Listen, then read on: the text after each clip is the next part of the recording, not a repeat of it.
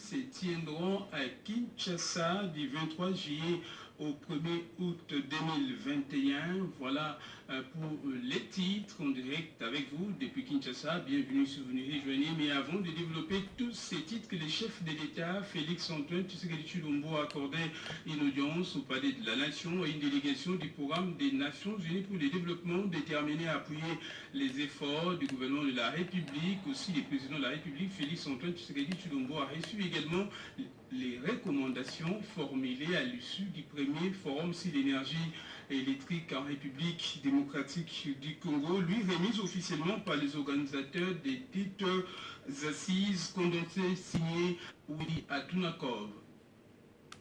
Le président de la République, Félix-Antoine Tshisekedi Tshilombo, qui tient à relever les défis de l'accès à l'électricité, moteur de tout développement en République démocratique du Congo, a reçu à l'audience jeudi 31 octobre 2019 dans la soirée au Palais de la Nation à Kinshasa-Gombe une délégation du comité de l'organisation du Forum national sur l'énergie électrique organisé du 20 au 22 août dernier à Matadi au Congo central, conduite par le conseiller principal du chef de l'État au collège chargé des mines et énergie, maître Michel Eboma Ablavi. Cette délégation est venue remettre officiellement au président de la République, initiateur du dit forum, les recommandations formulées par les assises de Matadi en vue de leur mise en œuvre par le gouvernement de la République. Pour sa part, le chef de l'État, qui s'est dit satisfait du travail abattu par la dite commission, a rassuré celle-ci quant à la mise en application des recommandations formulées. Je suis vraiment fier de vous.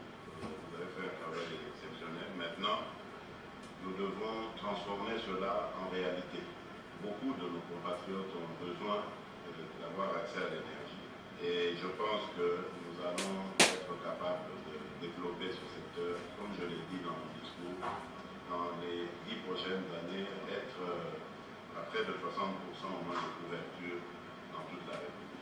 A noter qu'auparavant, Félix-Antoine Tshisekedi Tshilombo, qui fait de la lutte contre la pauvreté, l'exclusion et la vulnérabilité son cheval de bataille, en vue d'améliorer les sociales de ses compatriotes, avait échangé avec une délégation du PNUD, Programme des Nations Unies pour le développement, déterminé à appuyer les efforts du président de la République, Félix-Antoine Tshisekedi Tshilombo. C'est là dans le suivi de la mise en œuvre du programme du gouvernement de la République à travers certains projets à impact socio-économique réel et visible, comme l'indique ici le représentant résident du PNUD en République démocratique du Congo, Dominique Sam. La formalisation de notre appui à la cellule présidentielle du suivi stratégique démontre l'engagement du PNUD dans l'accompagnement de votre action en vue de réussir le pari de la transformation de la qualité de vie de la population congolaise. La cellule de suivi stratégique se veut être un think tank, un réservoir de la pensée stratégique en vue de dynamiser des réflexions de haut niveau et des analyses de qualité sur les enjeux de la gouvernance et du développement. En outre, en termes d'innovation, le projet prévoit de soutenir la mise en place d'un dispositif d'évaluation des performances des provinces qui contribuera à appuyer l'accélération du développement provincial et le développement de la RDC. Visiblement très satisfait de l'accompagnement du PNUD, cette agence du système des Nations Unies, souvent au service des peuples et des nations, le chef de l'État, Félix-Antoine Tshisekedi Tshilombo, s'est exprimé en ces termes. Dans ce pays post-conflit, aux prises à des défis politiques et économiques, il est crucial de s'assurer que l'ensemble des initiatives et de bonne volonté exprimées de toutes parts pour le développement de la République démocratique du Congo contribue de la manière la plus optimale qui soit à la mise en œuvre du programme du gouvernement formellement adopté par la coalition au pouvoir ainsi que par les instances politiques de notre pays. Celui-ci est en cours de transformation au plan national de développement sous la direction de Madame la vice-première ministre, ministre au plan.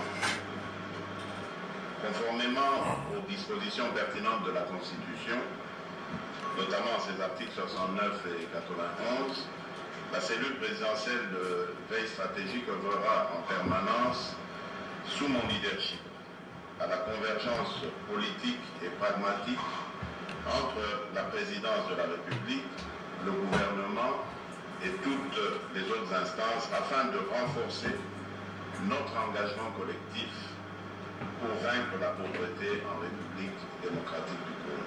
Comme on le voit, les programmes du président de la République qui se résument en 4 axes stratégiques, à savoir la bonne gouvernance, l'homme, la croissance économique durable et la société solidaire, est en train d'être appuyé par différents partenaires au développement de la République démocratique du Congo. C'est là pour le bien-être de sa population, comme qui dirait le peuple d'abord.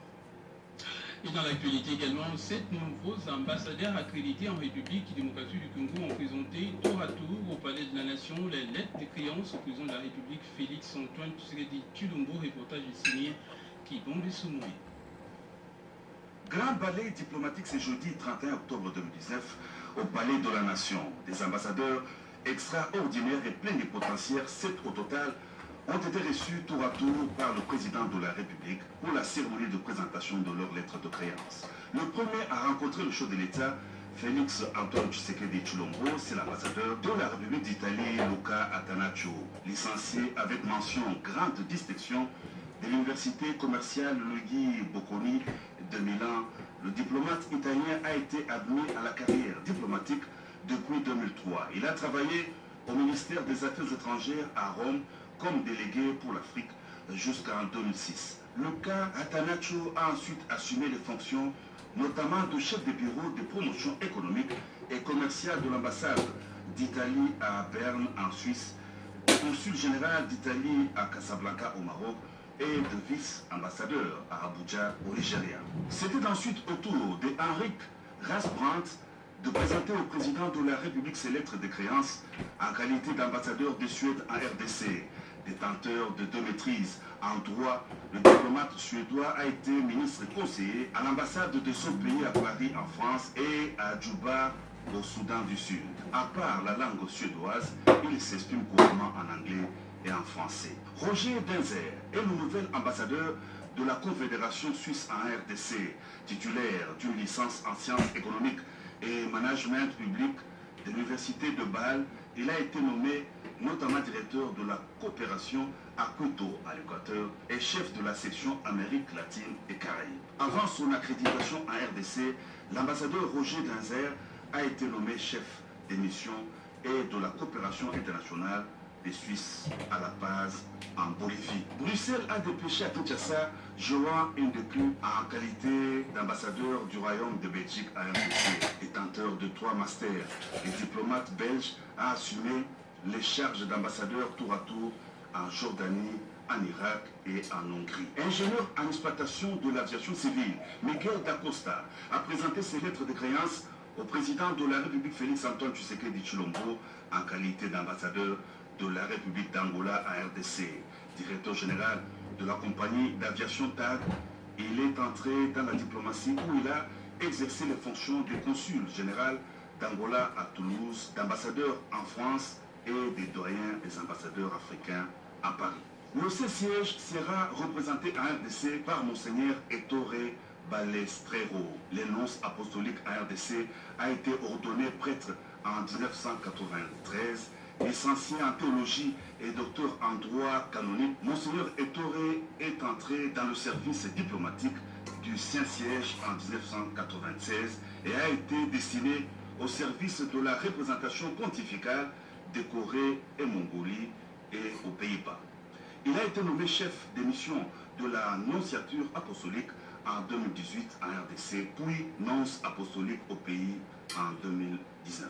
Le dernier diplomate à être reçu par le chef de l'État, Félix Antoine Tshisekedi Tshilombo, est l'ambassadeur, chef de délégation de l'Union européenne en RDC.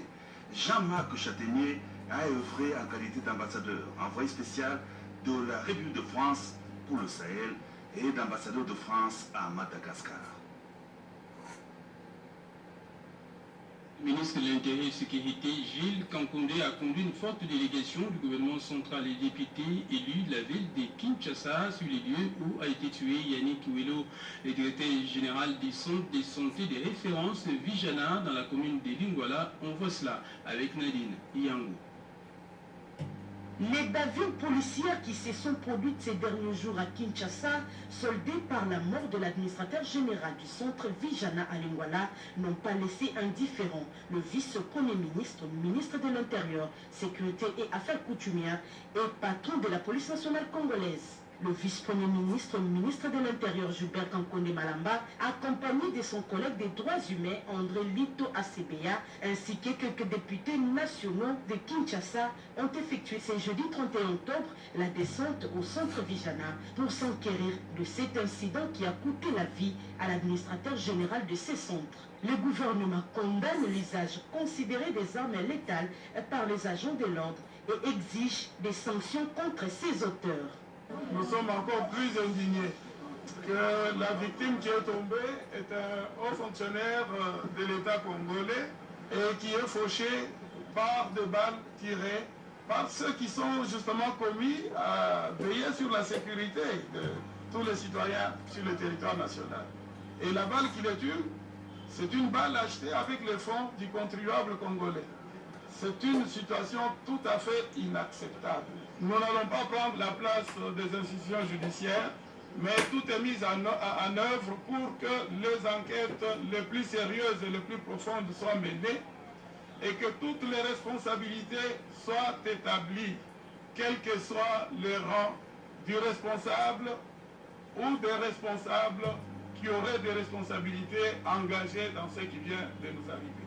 Des bavures à répétition qui remontent à la surface. La question sur la nécessité d'une police bien formée et professionnelle capable de protéger la population et de ses biens. La spoliation du centre de santé de référence Vijana dans la commune de Lingwala a tourné au drame. Vous le savez, Yannick Ouello, le directeur général de cet hôpital, a été tué par balle à bout. Pourtant, un procès en flagrance a été ouvert dans l'enceinte même de cet hôpital. Reportage signé Oscar Mbalkaïch et Chimène Dondou. Au lendemain de l'assassinat de l'administrateur gérant du centre de santé Vijana à Lingwala, la cour militaire garnison de Kinshasa a ouvert ce jeudi 31 octobre 2019 un procès en flagrance contre le policier présumé auteur du forfait qui a coûté la vie à Belleville Konkwilou, administrateur gérant, pour s'être opposé à la spoliation d'une partie de la concession de l'hôpital. Tous les prévenus à ces procès, chauffeurs, gardes du corps commis à la sécurité du ministre provincial de l'Intérieur et Sécurité ville de Kinshasa, ont été attendus, accompagnés de leurs conseils. Le ministère public voudrait rétablir la vérité, connaître l'auteur titulaire de ces crimes et condamner le coupable dans ces procès qui défraient la chronique en République démocratique du Congo. Cette audience foraine a été renvoyée au vendredi 1er novembre 2019 à 9h dans l'enceinte du centre hospitalier Vijana. À ce sujet, l'Assemblée provinciale s'est réunie en plénière autour de son président, le pasteur Godempoy. Plusieurs mesures ont été prises, notamment la convocation du ministre provincial de l'Intérieur, Doli Makambo. L'Assemblée provinciale de Kinshasa a appris avec consternation la mort de 3 de nos compatriotes fauchés par balle par des hommes en uniforme. Le cas le plus récent est celui qui s'est déroulé ce 30 octobre 2019 dans la commune de Lingwala, où un administrateur de l'hôpital Vijana a été tué sans sommation par un policier commis à la garde du ministre provincial de l'Intérieur, Sécurité, décentralisation et affaires coutumières. Toutes affaires cessantes, le bureau de l'Assemblée provinciale de Kinshasa a dépêché sur les lieux du meurtre une délégation composée de son vice-président et de son rapporteur pour s'enquérir de la situation. Aussitôt, une conférence des présidents a été convoquée en vue de prendre les premières mesures et programmer en urgence une plénière pour statuer sur la sécurité générale qui règne à Kinshasa. Ajoute à cela, les vice-gouverneurs de la ville de Kinshasa a effectué une descente sur les lieux du crime, question des faits. Les constats en traitant la réunion extraordinaire du Conseil des ministres qui s'est tenu à l'hôtel des villes de Kinshasa ont fait le point avec Lisette Mujinga. Tous s'est passé le mercredi 30 octobre 2019 au centre de santé de référence Vijana, situé entre les avenues Kabinda et Nyangwe dans la commune de Lingwala, où Yannick Wello, administrateur de gestion de cette formation médicale, a été abattu à bout portant par un policier commis à la garde du ministre provincial de l'Intérieur de Limakambo. Et c'est suite à une dispute sur la spoliation d'une partie de l'hôpital en question. Les différents cas que nous déplorons tous, on a été vite interpellés par le VPM pour alors essayer de trouver les voies et moyens de sortie pour alors permettre à notre population de pouvoir alors être à l'aise et calme.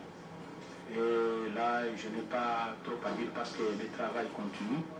Et d'ailleurs, demain, après-demain, nous allons continuer à prendre des stratégies pour alors bouter dehors tous ces inciviques-là qui créent des problèmes à notre population. À cette occasion, la réunion extraordinaire du Conseil des ministres s'est tenue à l'hôtel de ville de Kinshasa sous la présidence du vice-gouverneur Néron Mbungu pour gérer la situation de crise provoquée par ces drames. Et dans le reste de l'actualité, après l'admission des 26 députés nationaux et la mise en place des bureaux, des commissions permanentes, l'Assemblée nationale affiche désormais complet. C'est ce qui ressort de la plénière d'hier conduite par la présidente de la Chambre basse du Parlement, l'honorable Janine Mabunda Lioko, compte rendu signé Sylvie Mouembo. À dater de ce 30 octobre 2019, 26 suppléants peuvent désormais exercer de plein droit en qualité de députés nationaux. Ils doivent ainsi leur nouveau statut à la faveur des cas d'incompatibilité des fonctions ou de mandat des anciens titulaires. C'est suite aux conclusions des travaux de la commission spéciale et temporaire mise en place depuis le 18 octobre 2019. Aussitôt après leur admission, la présidente de l'Assemblée nationale, l'honorable Janine Mabunda Lioko Moudiaï, ne s'est pas privée d'exprimer ce que la Chambre basse du Parlement doit attendre d'eux. Je ne doute pas un seul instant que chacun d'eux apportera son expertise et son savoir-faire dans les réalisations du travail parlementaire. Par la suite, les députés nationaux ont procédé à l'élection des membres des bureaux des commissions permanentes et du comité des sages. Le rapporteur de l'Assemblée nationale, l'honorable Kalongo Mboulou Célestin, a livré les compositions respectives de 9 des 10 commissions. Dans sa communication, le speaker de la Chambre basse du Parlement a annoncé l'organisation prochaine de l'élection au poste du rapporteur adjoint. Un autre rendez-vous n'est autre que le débat général autour du rapport de la Commission électorale nationale indépendante sur le processus électoral. Les directeurs pays de la Banque mondiale pour les deux Congos, la République centrafricaine, le Burundi, Jean-Christophe Carré a échangé hier avec le Premier ministre Sylvestre Ilunga Ilukamba au sujet de l'évolution et évaluation des différents projets financés par cette institution financière en République démocratique du Congo. Reportage signé Françoise Volabouaki et Pompo Umba. La décision de la Banque mondiale d'accompagner la réforme de la gratuité de l'enseignement RDC est irrévocable. Selon le directeur des opérations reçu ce jeudi par le Premier ministre, le dossier a été évoqué aux dernières assemblées à Washington. La Banque mondiale pense qu'il est important d'appuyer cette réforme ambitieuse. Et donc nous sommes en train d'examiner la possibilité d'appuyer cette réforme. Donc quand on examine la possibilité, ça veut dire qu'on regarde comment on pourrait apporter des financements à cette mesure de politique qui améliore la gouvernance du secteur, qui améliore la qualité de l'enseignement. Et aussi, c'est très important, on examine la possibilité, si on apportait du financement rapidement, que quelques années plus tard, ce financement que nous apportons de l'extérieur puisse être relayé par le gouvernement lui-même. On est en train de parler d'un appui qui pourrait se chiffrer à $1 milliard pour 3 ans. Dans le cadre des appuis au budget, les discussions entre Jean-Christophe Carré et le professeur Ilunga Ilukamba se sont poursuivies sur d'autres réformes. L'institution de Bretton Woods salue la vision du chef du gouvernement sur la mobilisation de ressources intérieures afin d'améliorer les recettes de l'État. 13 nouveaux cardinaux ont été créés les samedis 5 octobre dernier au Vatican. Parmi eux, l'archevêque de Kinshasa, Monseigneur Fridolin Ambongo Besungu, 59 ans, qui vient de regagner justement la capitale congolaise, ce après son élévation en encouragement d'une église qui doit donc être aux côtés des peuples. Les explications signées Mesdames Bouyal. L'attente aura été longue pour des chrétiens catholiques de l'archidiocèse de Kinshasa. À la cathédrale Notre-Dame du Congo, la mobilisation a été totale. Personne ne voulait manquer à ces rendez-vous l'accueil de l'archevêque métropolitain de Kinshasa, revêtu de la dignité et de la pourpre cardinalice. Prêtres, religieuses, religieux, des chrétiens catholiques, tout le monde était là. À la tête du comité d'accueil, l'abbé Espérance Boindombe, recteur de la cathédrale, la paroisse dont l'archevêque est lui-même le curé. L'église cathédrale est pleine de monde. Premier acte. Le cardinal Fridolin Ambongo Besungu consacre un moment de prière et de méditation autour du Saint-Sacrement. Le deuxième acte, c'est le recueillement sur les tombes de ses prédécesseurs, les cardinaux Malula et Etu, enterrés au sein de la cathédrale. Le message de félicitations du clergé de Kinshasa, lu par l'abbé François Vieillet, aura été le troisième acte. Le quatrième acte, enfin, le cardinal Ambongo salue toutes les mobilisations qui ont accompagné son élévation à la dignité cardinaliste par le pape François. Quatrième archevêque congolais à la tête de Kinshasa, Fridolin Ambongo, est également le quatrième à accéder à la dignité cardinaliste et donc conseiller et électeur du pape. La ville de Monaco a accueilli la 36e session de la conférence ministérielle de la francophonie. De là, les conseils permanents de la francophonie, donc organe de l'OIF qui réunit les représentants des chefs d'État et également du gouvernement. La francophonie a donné un avis favorable à la tenue en 2021 des 9e Jeux de la francophonie en République démocratique du Congo. Je vous propose d'écouter le ministre d'État, le ministre en charge de la francophonie de la République démocratique du Congo, Pépin Guillaume Kanjoulou. Oui, effectivement, la RDC vient d'obtenir officiellement, ce qui n'a pas été le cas jusque-là, parce qu'il y avait encore des réticences d'un certain nombre de pays par rapport à la maladie d'Ebola dans la partie Est. On a dû expliquer, batailler, notamment du fait que la distance entre Kinshasa et l'Est du pays, c'est plus ou moins 2000 km. C'est un peu la distance entre ici à Monaco et Athènes. Ce qui fait qu'on ne peut pas prétendre qu'à la suite de cette maladie, Kinshasa aura de problèmes. En même temps, la vitalité de Kinshasa, la créativité de Kinshasa, les structures de Kinshasa ont présidé à ce que finalement l'OIF accepte, que le Conseil des ministres aujourd'hui admette et donne à la RDC officiellement, je peux dire avec grand sourire, avec large sourire, qu'effectivement la jeunesse congolaise, qui est pétillante, qui est riche de toute sa diversité, qui est sportive et qui est en même temps très culturelle, aura l'opportunité de montrer au monde qu'elle n'est pas seulement à identifier comme étant cette jeunesse de la souffrance, mais c'est aussi une jeunesse du talent. Voilà l'occasion de nous donner. On va montrer au monde, selon les principes qui avaient été mis en place par le chef de l'État personnellement, quand il a décidé de prendre en considération les demandes des uns des autres pour pouvoir apprêter les Jeux. Et il a orienté le gouvernement dans ce sens-là. Les premiers ministres m'ont donné cette responsabilité de pouvoir présider les Jeux.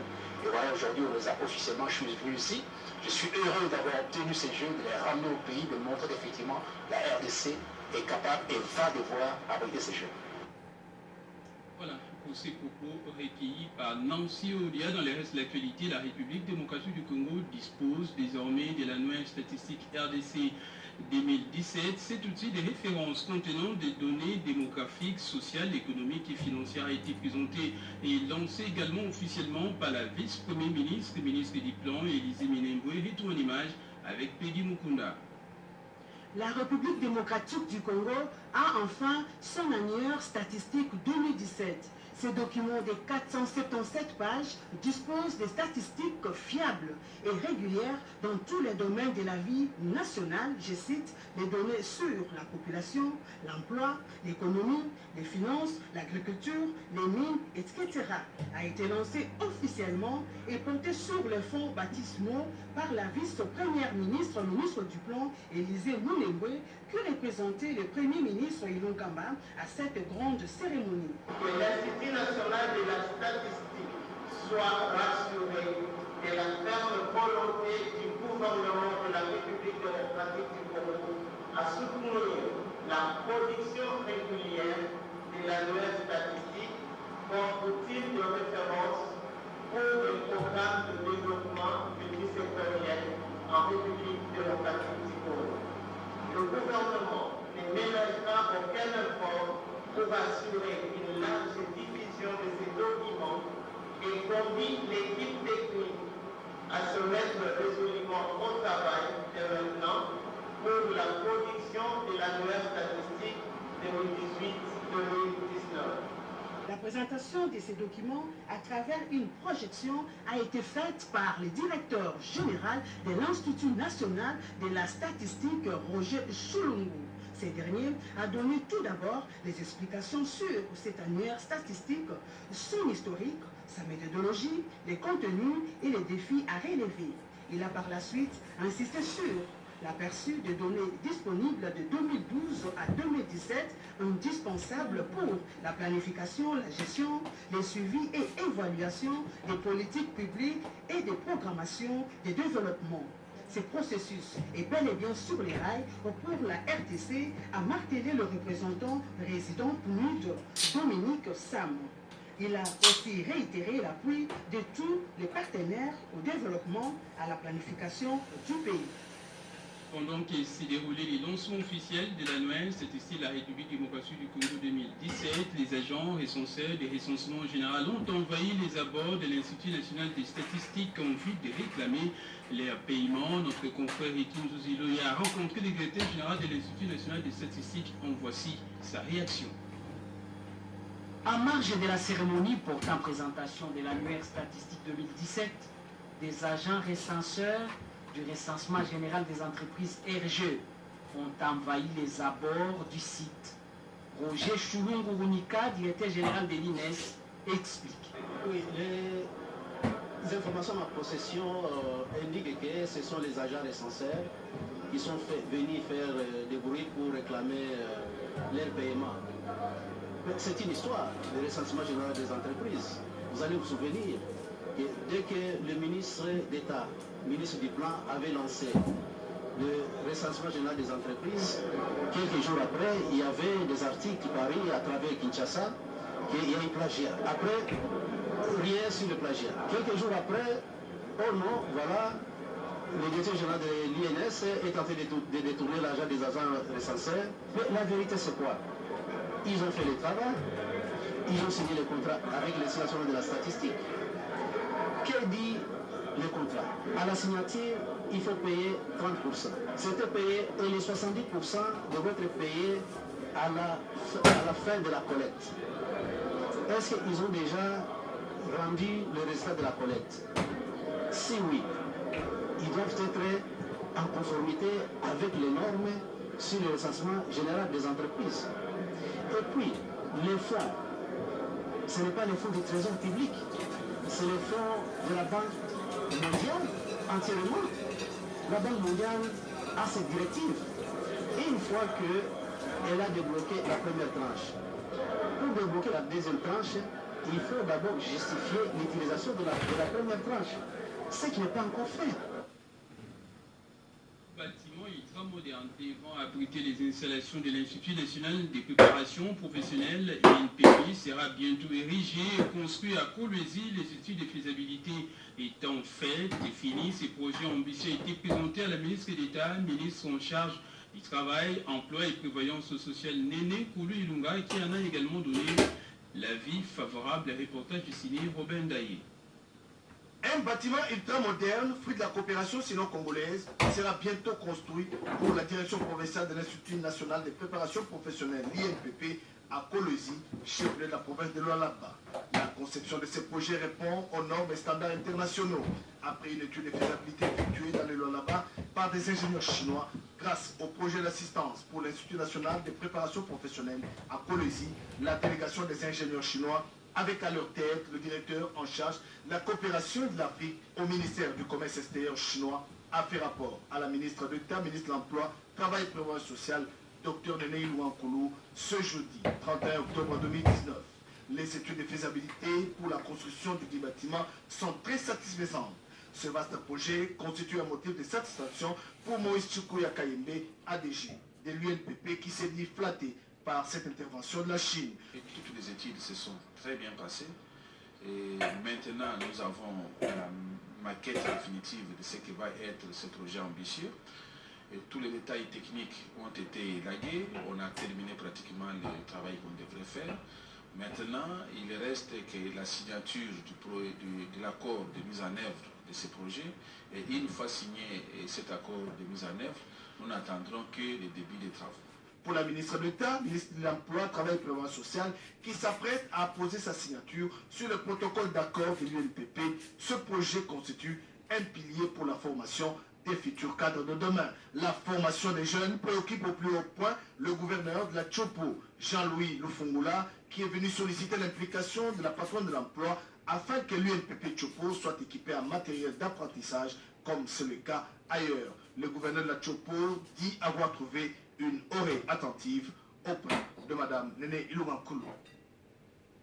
Et avant de refermer complètement ces journaux, je vous rappelle que le procès de Maître Yannick Ouello, le directeur général du centre de santé de référence Vijana dans la commune de Lingwala vient donc de démarrer à Kinshasa. Et puis le cardinal Fridolin Ambongo est de retour à Kinshasa, la capitale, après avoir passé 3 semaines à Rome où il a été créé et cardinal par le pape François. C'est désormais également officiel. Le 9e jeu de la francophonie se tiendront à Kinshasa du 23 juillet au 1er août 2021. Voilà, c'est la fin de cette édition du journal de minuit. Au nom de Junior Louyeye, Joseph Nzenzo et Alain Ngalia, je vous dis un grand merci infiniment donc à tous. La voie suivie, restez bien avec nous. Le cycle La Vie continue. L'information aussi se poursuit sur notre site internet www.rtnc.cd.